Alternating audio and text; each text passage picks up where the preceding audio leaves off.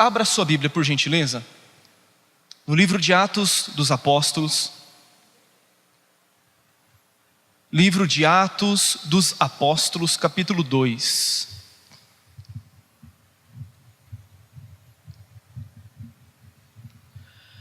Eu quero fazer a leitura com você a partir do verso 1 até o verso de número 4. Abra a Sagrada Escritura. Está escrito assim: ao cumprir-se o dia de Pentecoste, estavam todos reunidos no mesmo lugar. De repente veio do céu um som como de um vento impetuoso e encheu toda a casa em que estavam assentados. E apareceram distribuídas entre eles línguas como de fogo, e pousou uma sobre cada um deles. Todos ficaram cheios do Espírito Santo e passaram a falar em outras línguas, segundo o Espírito lhes concedia que falassem. Queridos, eu quero trazer uma palavra nesta noite ao seu coração, muito singular. Eu quero intitular esta palavra, dar um título para ela, e o título é o seguinte: a experiência do Pentecostes. A experiência do Pentecostes. Eu estou convencido, e cada vez mais convicto, dia após dia, de que o que nós mais necessitamos, o que a igreja mais necessita nos dias de hoje, é de uma genuína e poderosa visitação do Espírito Santo em nossas vidas. Quando nós olhamos a realidade da igreja, quero abrir um parênteses, eu não sou do tipo de pessoa que bate na igreja. Muito pelo contrário, eu amo a igreja. A igreja é a noiva de Cristo. A igreja é a noiva do Cordeiro. A igreja é a escrava resgatada das trevas e trazida para a maravilhosa luz de Cristo. Mas quando nós olhamos a realidade da igreja hoje, eu consigo constatar, fazer uma constatação, pelo Espírito Santo, pela palavra de Deus, olhando o livro de Atos dos Apóstolos, que registra os primeiros momentos da igreja do Senhor na era cristã, eu consigo perceber que a nossa maior necessidade é a presença do Espírito Santo. A maior necessidade que nós temos é da plenitude do Espírito Santo na nossa vida. Isso porque falta-nos fervor espiritual. Isso porque nos falta paixão espiritual, paixão por Deus. Isso porque nos falta entusiasmo na vida cristã. Nós vivemos uma vida cristã muito sem entusiasmo. Nós vivemos uma vida cristã muito morna. Nós vivemos uma vida cristã muito limitada em vários aspectos. Nós não temos o amor necessário que nós deveríamos ter por Deus. Olhando essas coisas, eu passo a entender que o que nós mais necessitamos nos dias de hoje é da presença do Espírito Santo. Além do fervor espiritual que nos falta, da paixão, do entusiasmo que nos falta muitas vezes pela vida cristã, nós podemos constatar a igreja brasileira, ela tem o seu culto muitas vezes centrado no homem. Em muitas igrejas, desculpa, mas aqui não é o nosso caso. O culto está centrado no homem, o homem é o centro do culto, ao invés de Deus ser o centro da adoração. Louvores centrados no homem e não mais na pessoa de Cristo. Mensagens centradas na pessoa, no homem e não na pessoa de Cristo. Mensagens antropocêntricas, um evangelho antropocêntrico, onde o homem é o centro de todas as coisas, onde as canções são entoadas para massagear o ego das pessoas e não para promover a glória de Cristo.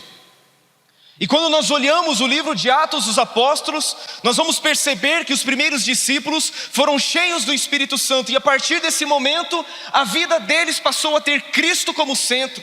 A pregação passou a ser cristocêntrica, a ter Cristo como centro de todas as coisas. E isso me chama muito a atenção, porque nos falta a centralidade da pessoa de Cristo. Quando nós olhamos os nossos cultos, nós temos a maior dificuldade de cultuarmos a Deus por 2 horas, por 2 horas e meia. Hoje 1h45 de culto já é algo assim que as pessoas já começam a se contorcer das suas cadeiras, ansiosas para que o culto acabe o mais depressa possível e elas possam voltar para as suas atividades. Louvor de 30 a 40 minutos se torna enfadonho, se torna cansativo.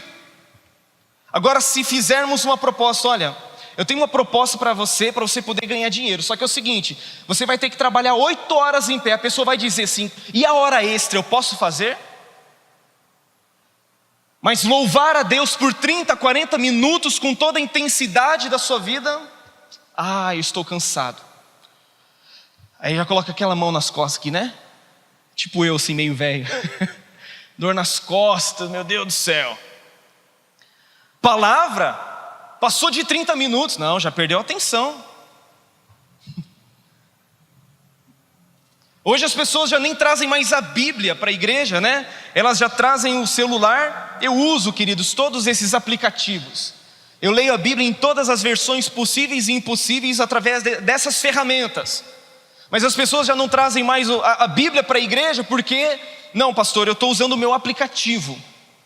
Só que se o pastor começar a demorar muito com a mensagem, eu já dou uma olhadinha no WhatsApp porque tem mensagem para eu responder. Se a mensagem não estiver me agradando, eu já dou uma olhadinha na rede social para não precisar ouvir aquilo que o pastor está falando. Nós precisamos de um avivamento. Nós precisamos da presença do Espírito Santo. Nós precisamos de uma visitação do Espírito Santo sobre a nossa vida, querido. Porque aquilo que nós estamos vivendo está muito aquém daquilo que a Bíblia estabelece. Talvez você já estivesse pensando, pastor, o senhor está me julgando. É esse o discurso das pessoas hoje. O pecado já não pode mais ser apontado, por quê? Porque o pastor está julgando. Não, eu não estou julgando, a Bíblia está estabelecendo o padrão. O que diríamos ainda a respeito do relativismo? A palavra de Deus já não é mais a absoluta palavra de Deus. Não, mas já não é bem assim. Queridos, você e eu não podemos ser guiados, conduzidos pelos valores modernos. Nós temos que ser conduzidos pelos princípios eternos da palavra de Deus. Você não foi chamado para ser moderno, você foi chamado para ser eterno. Para caminhar, para carregar dentro de você valores eternos da palavra de Deus. E quando nós olhamos esse texto sagrado que nós lemos, o livro de Atos, nós vemos o dia do Pentecostes. O dia em que o Espírito Santo foi derramado sobre a igreja. Foi derramado sobre a igreja para todo sempre. Pentecostes significa 50º dia. Era o 50º dia depois do sábado da Páscoa. Então esses discípulos estavam reunidos num lugar e era o primeiro dia da semana. Era num domingo. E ali a Bíblia diz que eles estavam reunidos todos no mesmo lugar. Quando de repente veio do céu um som, como de um vento impetuoso, e encheu toda a casa em que eles estavam assentados. Eles estavam simplesmente cumprindo com a ordenança que Jesus Cristo, antes de morrer, antes de ir para a cruz, havia dito: eu rogarei ao Pai, para que Ele envie a vocês o Consolador, o Espírito Santo, e Ele estará para sempre com vocês. Após passar 40 dias e 40 noites, depois de ter ressuscitado dentre os mortos, Jesus ensinou aos seus discípulos a respeito do reino de Deus. Ele disse: olha, fiquem na cidade de Jerusalém, até que do alto vocês sejam revestidos de poder. Vocês receberão o poder ao descer sobre vocês o Espírito Santo, e vocês serão as minhas testemunhas em Jerusalém, na Judéia, Samaria e até os confins da terra. Antes de Jesus enviar os seus discípulos, enviar a igreja ao mundo, Ele enviou o Espírito Santo à sua igreja. Antes de pregarmos o Evangelho, nós precisamos ser cheios do Espírito Santo. Antes de irmos ao mundo pregar as boas novas, nós precisamos de revestimento de poder. E foi isso que os seus discípulos experimentaram, os discípulos de Cristo experimentaram. E a Bíblia diz que, cumprindo-se o dia de Pentecostes, estavam todos reunidos no mesmo lugar. O versículo de número 2 nos diz: e de repente veio do céu um som como de um vento impetuoso e encheu toda a casa onde estavam assentados. Primeira coisa que eu quero destacar é que a experiência do Pentecostes, A experiência com o Espírito Santo não é uma coisa que o homem pode produzir para si mesmo. Não é uma coisa que eu posso oferecer para você, porque a Bíblia diz que veio do céu um som. Ou seja, o avivamento, a plenitude do Espírito Santo não é algo que eu posso fazer por você, jogando paletó sobre você, assoprando sobre você, fazendo qualquer outra coisa sobre você. A única forma de você e eu experimentarmos a presença do Espírito Santo é se isso for produzido pelo próprio céu, é se o próprio Espírito Santo for derramado sobre nós. Veio do céu um som. E aqui nós vemos 3 maneiras de como o Espírito Santo se manifestou. Primeiramente, veio um som. Esse som veio do céu. Esse som não fala de barulho, não fala de estardalhaço, não fala de gritaria, não fala de histerismo. A Bíblia diz que veio do céu um som, mostrando que a presença do Espírito Santo, quando se manifesta, traz impacto, traz algo que move céus e terra, algo que transforma a nossa vida. Assim como lá em Ezequiel 37:7, vem dos 4 ventos, ó Espírito, e sopra sobre estes mortos. Portanto, o Espírito Santo ele vem como um som, como um ruído. É assim que ele se manifestou no dia de Pentecostes. Mas a Bíblia ainda diz que ele veio como um vento impetuoso. O vento é um símbolo do Espírito Santo.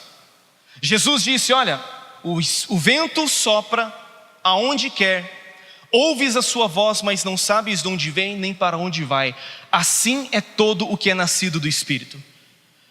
O Espírito Santo é simbolizado pelo vento, mostrando que o vento, embora os homens consigam medir a sua velocidade, o vento não pode ser contido. Aleluia! Significa que a presença do Espírito Santo ela não pode ser controlada. Significa que a presença do Espírito Santo não pode ser contida. Significa que a presença do Espírito Santo é livre, é soberana, age quando quer, age aonde quer e faz tudo conforme lhe apraz.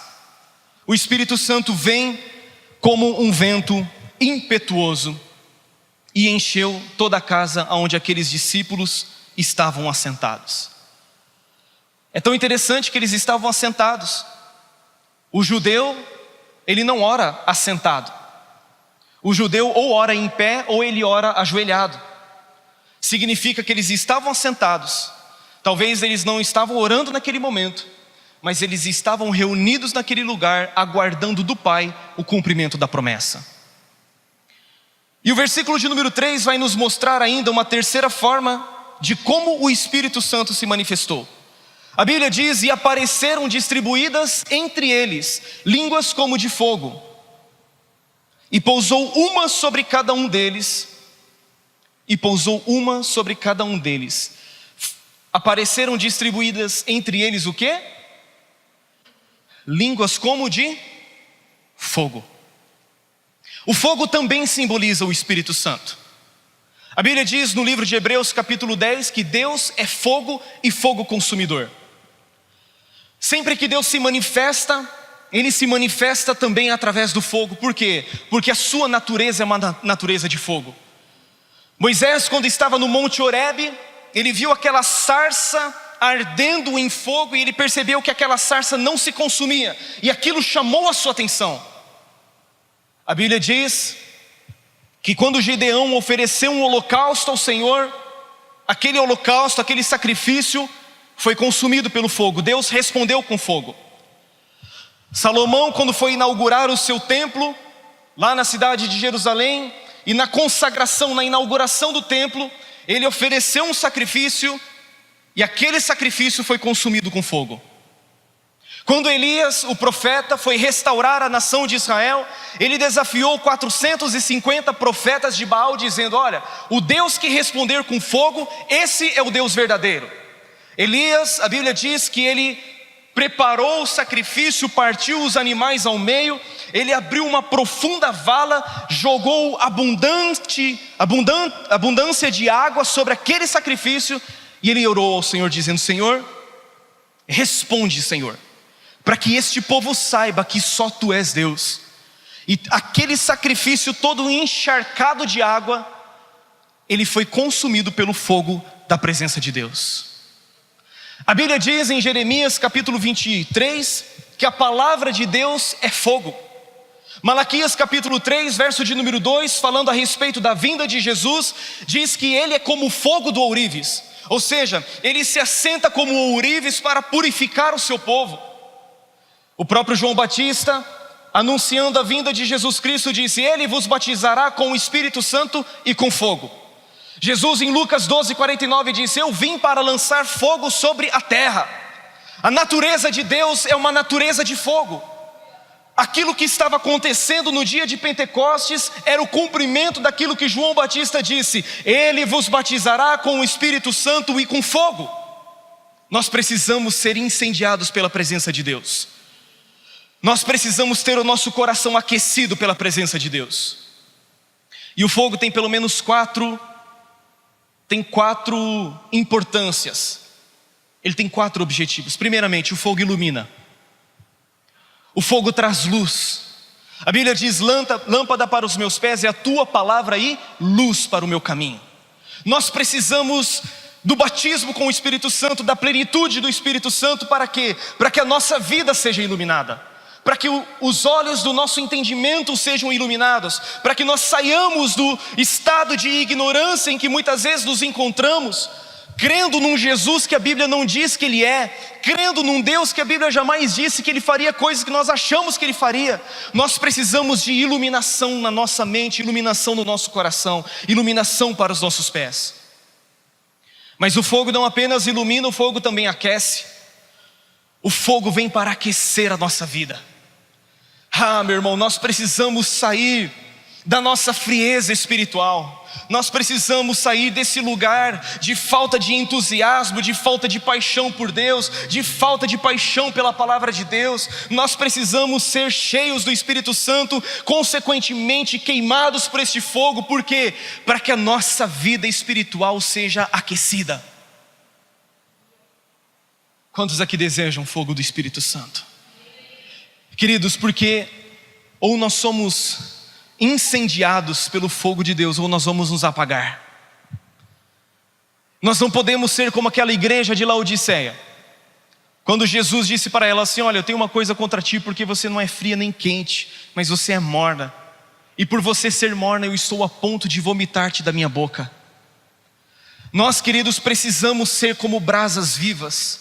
Nós precisamos ser como carvão incandescente. Nós precisamos arder pela presença de Deus. Nós precisamos ser incendiados por Deus para que o nosso coração seja aquecido. Mas o fogo não apenas ilumina, não apenas aquece, o fogo também purifica. A Bíblia diz que Jesus, como o fogo do ourives, ele purifica o seu povo. E uma das funções do fogo é purificar a prata, é purificar o metal precioso e remover daquele metal precioso toda a escória, toda a sujeira, tudo aquilo que impede que aquele metal precioso resplandeça. Nós precisamos ser cheios do Espírito Santo para sermos purificados de nós mesmos. Hoje nós vivemos dias em que nós somos muito semelhantes ao profeta Isaías. O profeta Isaías começa a profetizar, capítulo 1 do seu livro até o capítulo 5, especialmente no capítulo 5, o profeta Isaías, ele só consegue ver o pecado dos outros. Ele só consegue ver a transgressão da nação de Israel. Ai dessa nação pecaminosa, ai deste povo hipócrita, ai deste povo que não obedece ao seu Deus, ai disso, ai daquilo, ai daqueles que chamam as trevas de luz, chamam a luz de trevas, ai daqueles que chamam o bem de mal e o mal de bem, ai daqueles que chamam o doce de amargo e o amargo de doce, ai dessa nação. Começa o capítulo 6, versículo 1 diz: no ano em que morreu o rei Uzias, eu vi o Senhor assentado sobre um alto e sublime trono. A Bíblia diz que a presença de Deus enchia o templo de uma maneira impressionante. Isaías viu serafins, ou seja, seres celestiais voando por cima de Deus. Eles tinham 6 asas, com 2 eles cobriam o rosto, com 2 eles cobriam os pés, e com 2 eles voavam e clamavam uns aos outros, dizendo: Santo, Santo, Santo é o Senhor dos exércitos, toda a terra está cheia da sua glória. Quando no versículo 5 a Bíblia diz que Isaías disse: ai de mim, porque estou perdido, porque eu sou um homem de lábios impuros e habito no meio de um povo de impuros lábios. E ele diz: e os meus olhos viram o Rei, o Senhor dos exércitos. Isaías até aquele momento ele só conseguia enxergar a iniquidade dos outros. Isaías até aquele momento ele só conseguia ver aquilo que Jesus disse em Mateus capítulo 7. Ele só conseguia ver o cisco no olho do irmão, mas ele não conseguia enxergar a viga que estava nos seus olhos. Mas quando Isaías se deparou com a santidade de Deus, ele já deixou de se comparar com os pecadores, com pessoas que cometiam pecados mais graves que o dele, mas ele passou a se comparar com a santidade de Deus. E quando você e eu nos deparamos com a santidade de Deus, nós deixamos de olhar a iniquidade das pessoas e nós passamos a enxergar a nossa própria miséria, nós passamos a enxergar a nossa própria depravação. Meu irmão, quero dizer uma coisa para você, que aqueles que mais se sentem pecadores não são aqueles que estão afastados de Deus. Aqueles que se sentem mais miseráveis, mais pecadores, são aqueles que estão mais próximos de Deus. Por quê? Porque quanto mais próximo da santidade de Deus, da glória de Deus você está, mais você reconhece a sua podridão, a sua miséria, e você reconhece que somente Deus é santo, santo e santo. Sabe, muitas vezes nós imaginamos essa experiência do batismo com fogo, e nós imaginamos que nós vamos sapatear e vai ser aquela festa e nós vamos voltar para a vida e viver tudo normal. Não, o batismo com fogo que traz purificação sobre a sua vida é quando você tem consciência de quem Deus é, de que Deus é santo, de que Deus é justo, e aquilo traz um quebrantamento sobre o seu coração, e você diz: ai de mim que estou perdido. Só que eu tenho uma excelente notícia para você. Quando você reconhece a área da sua vida que precisa de um toque do Espírito Santo, você então é tocado. Por quê? Porque a Bíblia diz que a Bíblia diz que foi um serafim do altar de Deus, tomou uma brasa viva e tocou os lábios de Isaías e disse: a tua iniquidade foi tirada e o teu pecado foi perdoado. A área da nossa vida que nós reconhecemos que necessita do toque de Deus, é esta a área que Deus vai tocar. Nós precisamos do batismo com o Espírito Santo e com fogo, para nós termos áreas da nossa vida transformadas.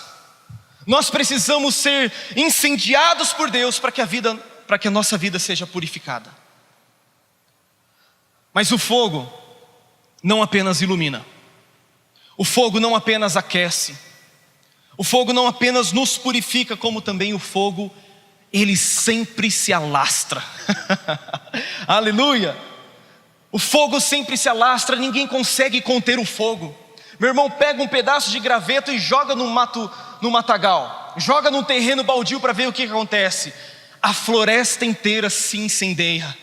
Isso significa, queridos, que nós somos chamados não apenas para sermos cheios desse fogo, não apenas para nos iluminar, nos aquecer, nos purificar, mas Deus deseja derramar o seu Espírito sobre nós para que nós possamos incendiar outras pessoas. Aleluia! Porque, meu irmão, ou você incendeia a sua vida, tem a sua vida incendiada, e você incendeia os outros também, ou você se apaga e ao invés de você incendiar os outros, você vai contaminar os outros. Tira um carvão do meio da sua brasa e deixa ele se apagar para ver o que acontece. Encosta aquele carvão na sua roupa para ver o que acontece. Aquela roupa fica manchada. Significa que nós precisamos ser cheios do Espírito Santo e com fogo, para sermos incendiados, mas também para que este fogo, através de nós, ele se propague, ele se alastre. E olhando ainda a experiência de Isaías, depois de ter o seu pecado perdoado, a sua iniquidade tirada, a Bíblia diz em Isaías 6,6: então ouvi uma voz que dizia: a quem enviarei? E quem há de ir por nós? E Isaías disse: eis-me aqui, Senhor, envia-me a mim. Sabe por quê? Porque todo aquele que foi incendiado por Deus recebeu iluminação, recebeu aquecimento. Todo aquele que foi incendiado pelo Espírito Santo e teve a sua vida purificada, ele não apenas olha para dentro de si depois de ter olhado para a santidade de Deus, mas ele também começa a olhar para fora. Ele começa a ver as pessoas que estão à sua volta, e ele começa a perceber que as pessoas que estão à sua volta, elas precisam ser arrebatadas do fogo do inferno.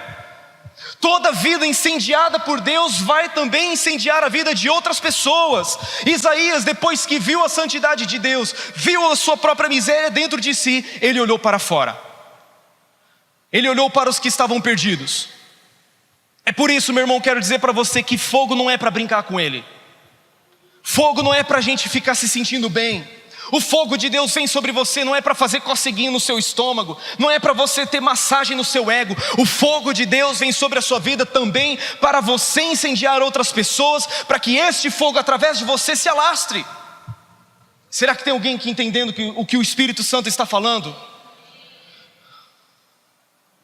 Isaías disse: eis-me aqui, Senhor, envia-me a mim. E a Bíblia diz que quando aqueles discípulos ficaram cheios do Espírito Santo, no versículo de número 4 diz: todos ficaram cheios do Espírito Santo e passaram a falar em outras línguas, segundo o Espírito lhes concedia que falassem. Aqui nós vemos um fenômeno tremendo. Aqui nós vemos um sinal extraordinário, que eu poderia chamar, segundo Paulo diz lá em 1 Coríntios 14, de as línguas como sinal para os incrédulos. Por quê?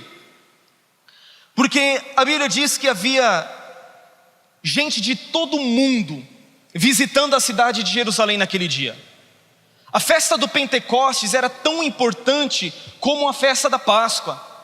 Todos os judeus que haviam nascido em outras nações debaixo do céu, todas essas pessoas iam até a cidade de Jerusalém para poder celebrar aquela festa, tanto a Páscoa como também o Pentecostes.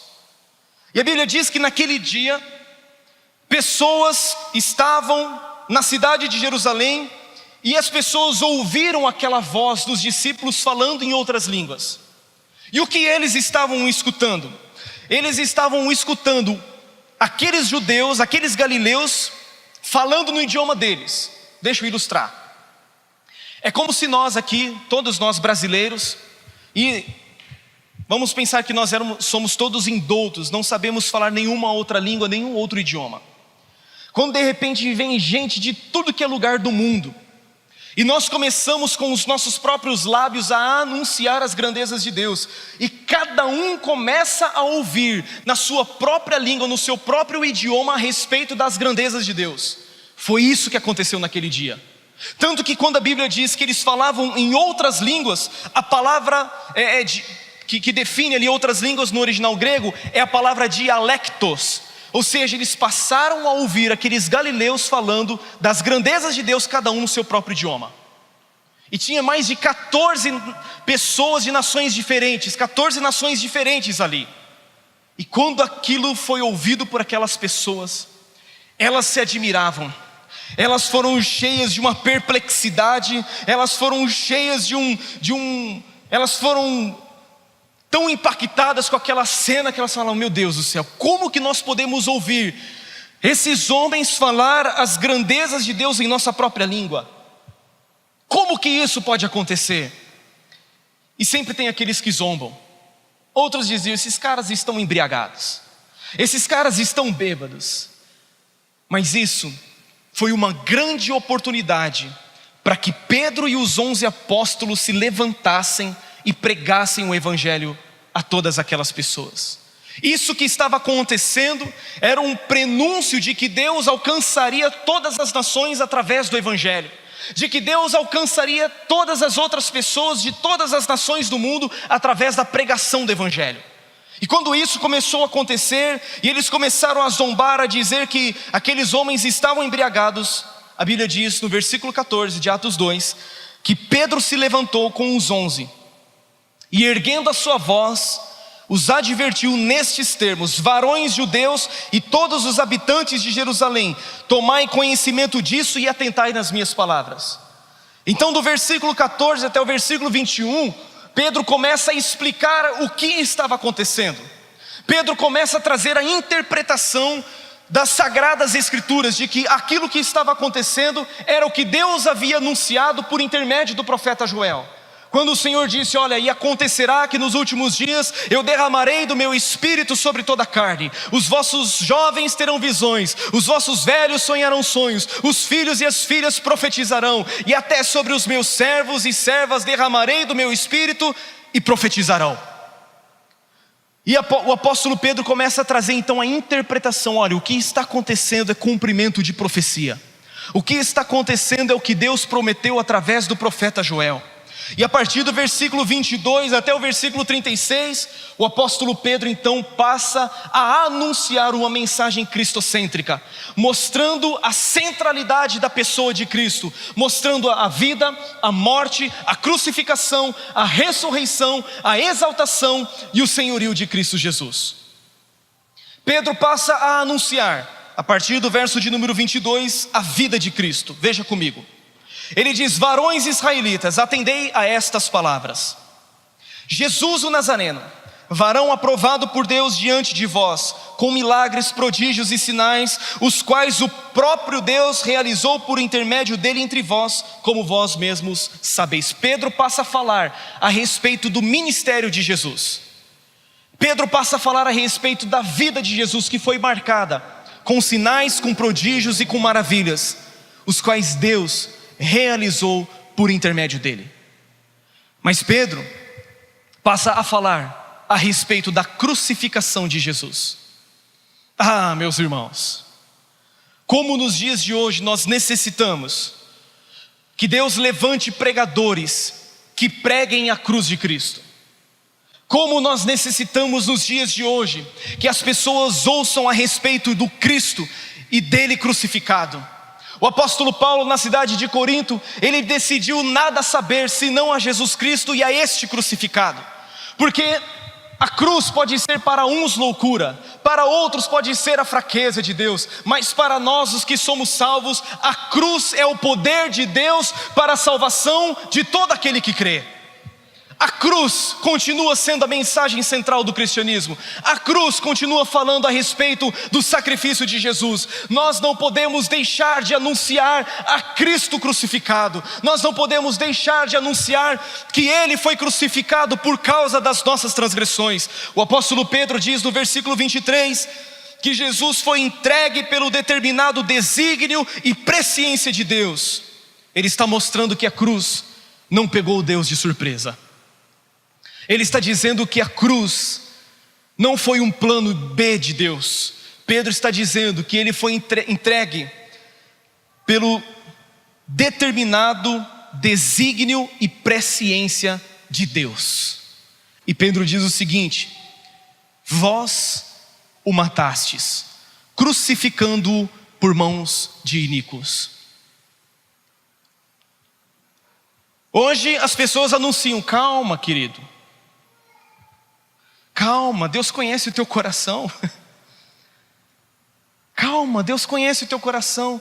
Se Pedro assumisse esse púlpito, ele diria o seguinte: vocês crucificaram Jesus. Ele não diria nada disso: ah, Deus conhece o teu coração. Nada disso. Ele diria: vocês crucificaram Jesus, crucificando-o por mão de iníquos. Queridos, a cruz precisa continuar a ser anunciada. Mas Pedro não anuncia apenas a crucificação de Cristo, como também ele anuncia a sua ressurreição. Verso 24 ele diz: ao qual porém Deus ressuscitou, rompendo os grilhões da morte, porquanto não era possível fosse ele retido por ela. Porque a respeito dele diz Davi: diante de mim envia sempre o Senhor, porque está à minha direita para que eu não seja abalado.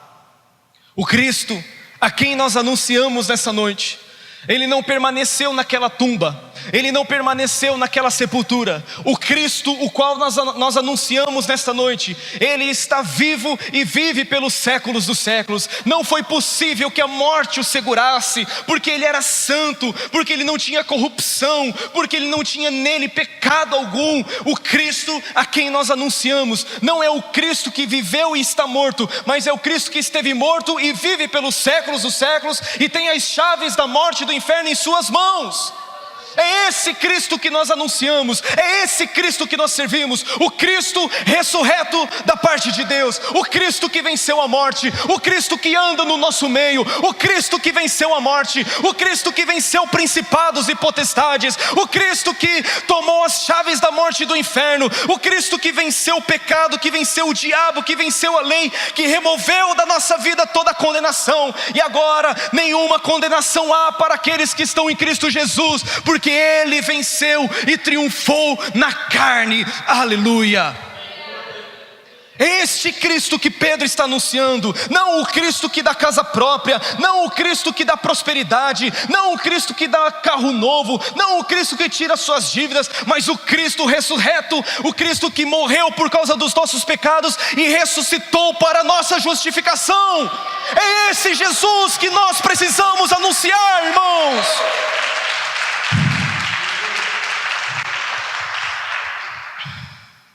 Verso 29, deixa eu pular um pouquinho. A Bíblia diz: irmãos, seja-me permitido dizer-vos claramente a respeito do patriarca Davi, que ele morreu e foi sepultado, e o seu túmulo permanece entre nós até hoje. Verso 30, sendo pois profeta, e sabendo que Deus lhe havia jurado que um dos seus descendentes se assentaria no seu trono, prevendo isto, referiu-se à ressurreição de Cristo, que nem foi deixado da morte, nem o seu corpo experimentou corrupção. Davi, o patriarca, 900 anos antes de Cristo, ele anunciou a respeito da ressurreição de Cristo. Davi sabia que Deus enviaria um descendente que se assentaria no seu trono. Os dispensacionalistas ainda estão esperando Jesus se assentar no trono de Davi, mas a Bíblia diz que ele já está assentado no trono. A Bíblia diz que ele já reina, ele não vai reinar, ele já reina. As pessoas estão esperando Jesus se assentar no trono de Davi lá no milênio, ele já está assentado. Verso 32, a este Jesus Deus ressuscitou, do que todos nós somos testemunhas. E aqui Pedro passa da ressurreição para a exaltação de Cristo, dizendo, verso 33, exaltado pois à destra de Deus, tendo recebido do Pai a promessa do Espírito Santo, derramou isto que vedes e ouvis. Porque Davi não subiu aos céus, mas ele mesmo declara: disse o Senhor ao meu Senhor, assenta-te até a minha direita, até que eu ponha os teus inimigos por estrado dos teus pés. E no verso 36, Pedro fala sobre o senhorio de Cristo, quando ele diz: esteja absolutamente certa, pois toda a casa de Israel, de que a este Jesus a quem vós crucificastes, Deus o fez Senhor e Cristo.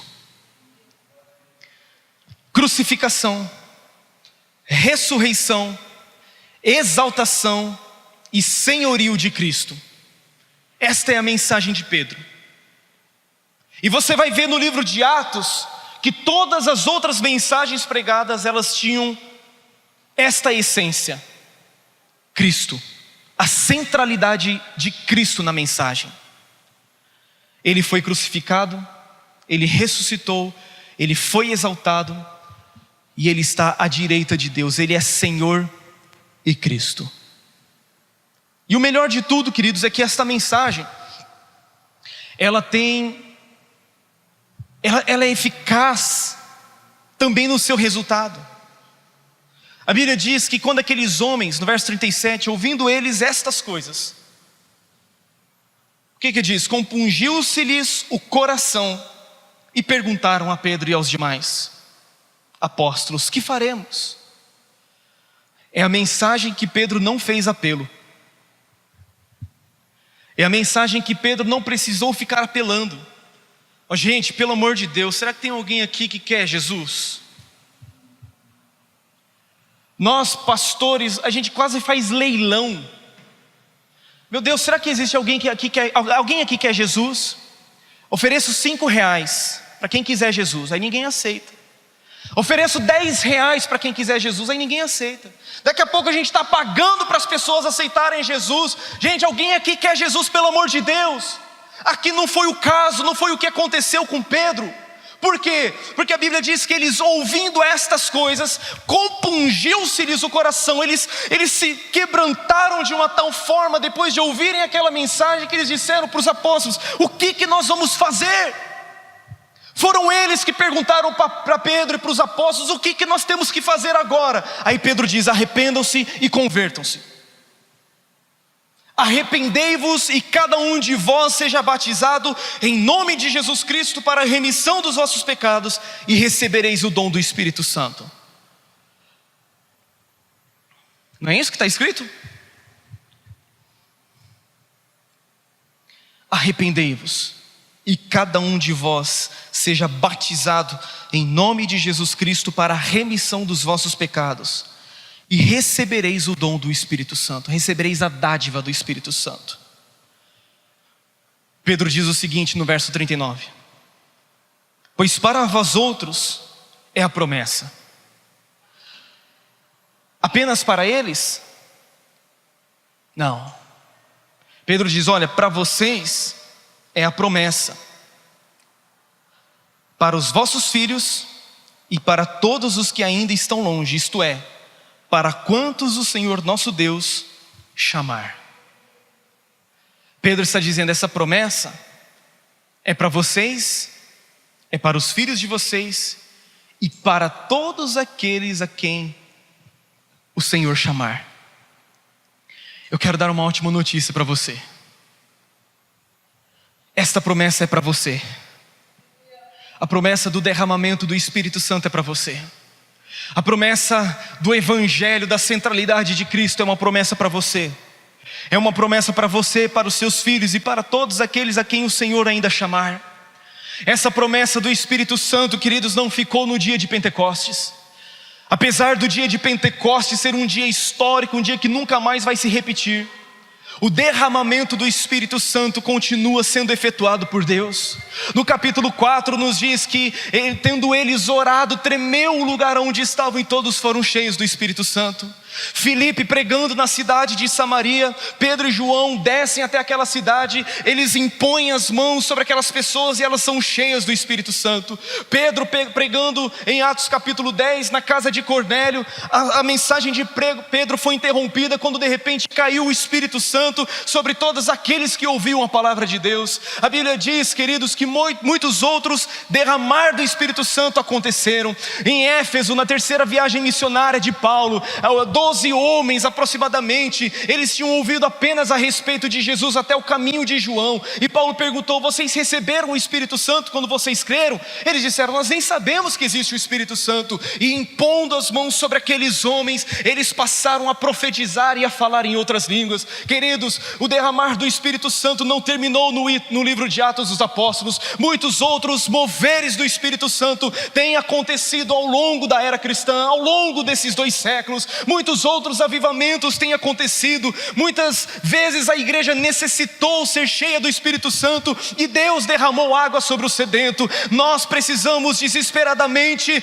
de uma vida cheia do Espírito Santo, onde Cristo se torne o centro da nossa vida, se torne o centro da nossa mensagem, se torne o centro de tudo que somos, e nós precisamos ser incendiados por Deus.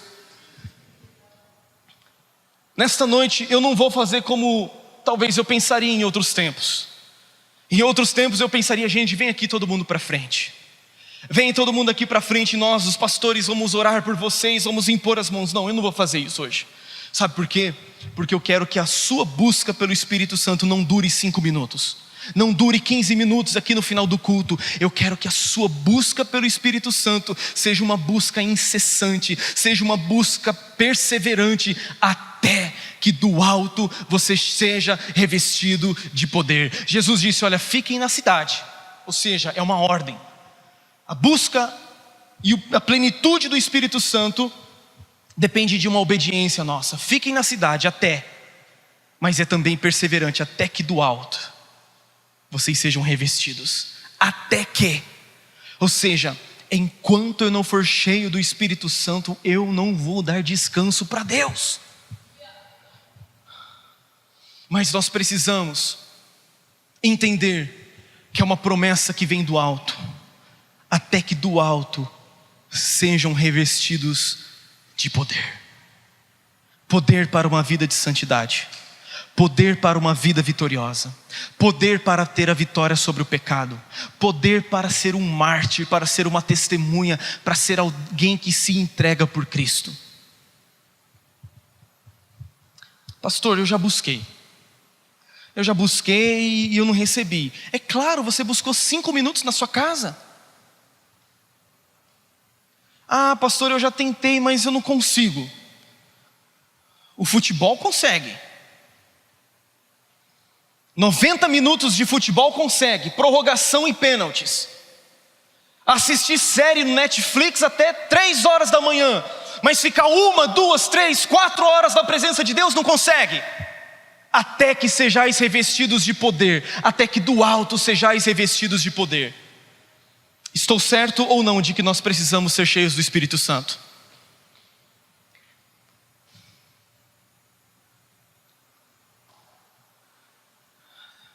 Deixa eu dar mais uma batidinha? Pode? Você aguenta?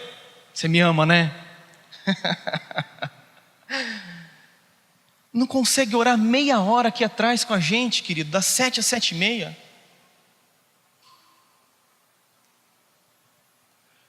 Não consegue fazer um dia de jejum por mês? Orar 1 hora por mês aqui na sexta, de 10 a 11 da noite? Como que nós vamos ser alguém? Como que nós vamos ser crente de verdade? Como que nós vamos pregar o evangelho, meu irmão? Robinho, por favor. Ai, amor, sobe lá também. Como? Falta-nos entusiasmo. Falta-nos paixão. Falta-nos fervor. Falta-nos paixão por Deus.